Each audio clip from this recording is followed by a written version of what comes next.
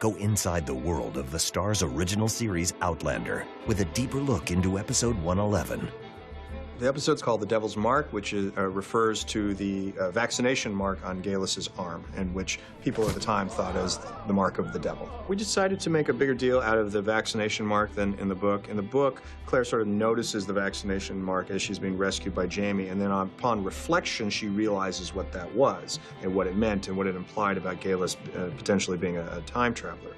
1968. Dramatically for the show, it felt like that would dissipate the moment, that if she only made that realization later, looking back on it, then the sort of dramatic moment has slipped by us. When you're constructing it as a script, you sort of want these dramatic beats to happen in the moment so they have the maximum impact.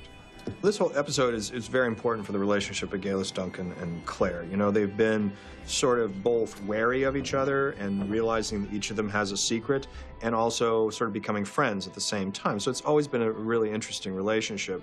And on the deeper level, you know, you discover that they're both time travelers, and they both are from the 20th century. It'll be interesting to see what happens as the story goes forward. You know, this may or may not be the last time that we see Geillis, Duncan, but certainly the reverberations of what happened in this episode will continue for quite some time.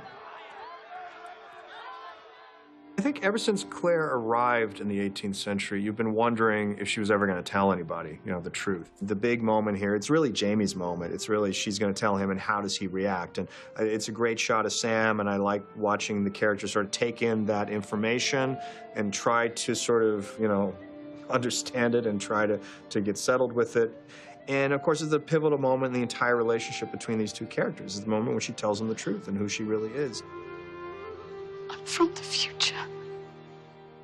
I also thought it was really interesting, I always loved it in the book, that his reaction is to let her go, you know, to take her back to the Stones. If that's her home and that's where she belongs, he would give her up as much as he loves her. And it's just a lovely gesture, and it's just a heartbreaking moment, you know, when he takes her up there and walks away and never expects to see her again. Goodbye, Sasana.